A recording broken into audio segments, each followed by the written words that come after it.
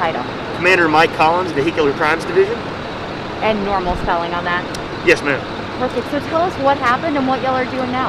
Well, at approximately 3:30 hours, there was a work convoy out doing some work on the roadway here, westbound at I-10.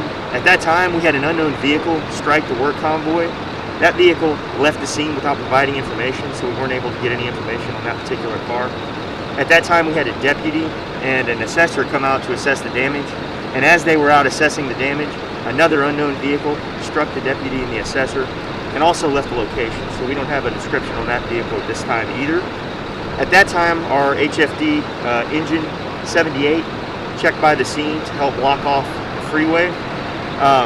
The deputy and the assessor were transported to Memorial Hermann with non-life-threatening injuries. Then we had a third vehicle involved in that third particular accident. A silver F-150 had struck the HFD engine. So that's what we have now. That driver is in custody.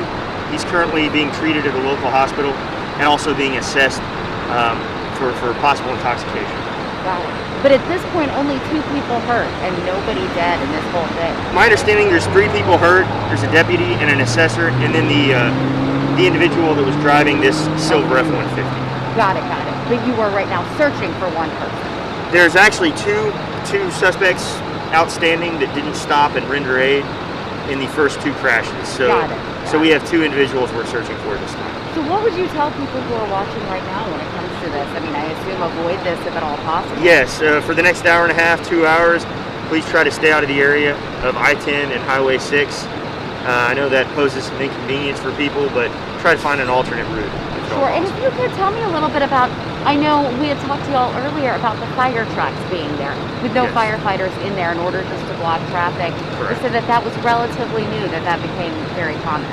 Yes, I'm newly assigned to VCD, but that has been going on for the last several years. Again, just to help out with the accident scenes. They're very visible, so it helps give people on the roadway, and the accident investigators and other individuals working on the accident some cover as we try to determine what happens on these scenes. Sure. Is there anything you wanted to say just about, I mean, when you talk about people driving in the middle of the night and those types of things, maybe tired, maybe they should pull over, is there anything you'd like to say? Yeah, we have to stay vigilant at all times, and all of us, and a lot of times, these late night drivers situations, again, we have people that are tired. Unfortunately, we have people that are impaired on the roadway at these hours. So the best thing to do is just to maintain vigilance at all times. If I may, yes. This is the second HFD engine that's been struck, and they were struck within a span of almost 20 minutes this morning. Is that uncommon? I don't have any knowledge about that first accident, and I'd probably like to defer to one of my accident investigators who really are the experts on the scene to answer a question like that. Steve Dunbar, D-U-N-B-A-R, District Chief, Houston Fire Department, District 83. Tell us what we had here tonight, sir. So units were responding to a report of 2 officers down on the Katy Freeway a little bit before 4 a.m. As Engine 78 was arriving to set up blocking and assist the officers, they were struck from behind by a lone vehicle, occupied by one individual, struck in the rear and subsequently transported to the hospital. Can you talk about the damage to the engine? It's pretty significant. I don't believe it's going to be totaled, but there's significant damage to the rear end. It doesn't look like the vehicle stopped, and this is a active police investigation. Once the officers and the citizen that was inside the vehicle that struck Engine 78, once they were treated, HPD took over, and we're here right now as an assistance. Does it look like the driver of the Ford truck was impaired in any way? He appeared to be impaired. He stated that he'd been awake since 5 pretty much like most firefighters when they're going to work, but by the time he saw the fire truck, it was too late. He struck him. That's also part of the police investigation. It sounds like a couple of your guys that were on the truck were just getting out of the truck.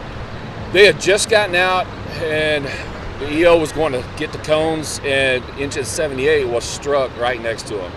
Ladder 78 was en route. We always have two heavy apparatus on the freeway because we want to send our guys home. But ladder 78 was still at the station due to a air leak, so they were a little bit late getting here. So the engine was on the freeway by himself to begin with.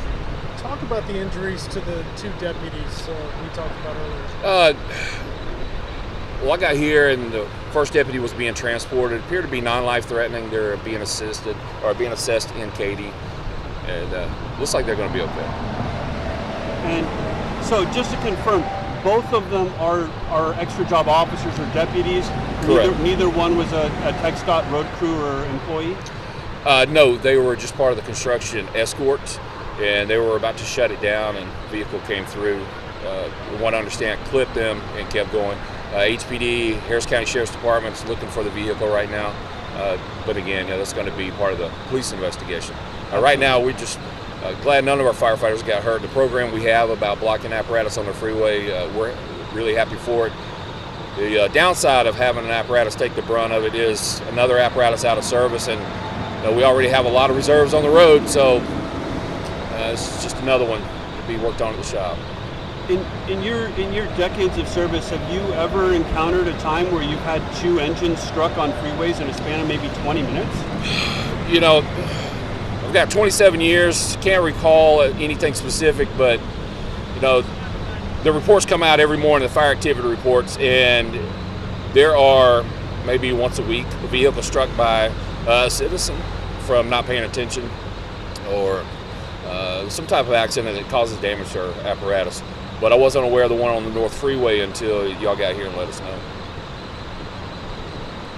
Chief, I appreciate your time. All right, thank y'all. Thank you, sir. All right.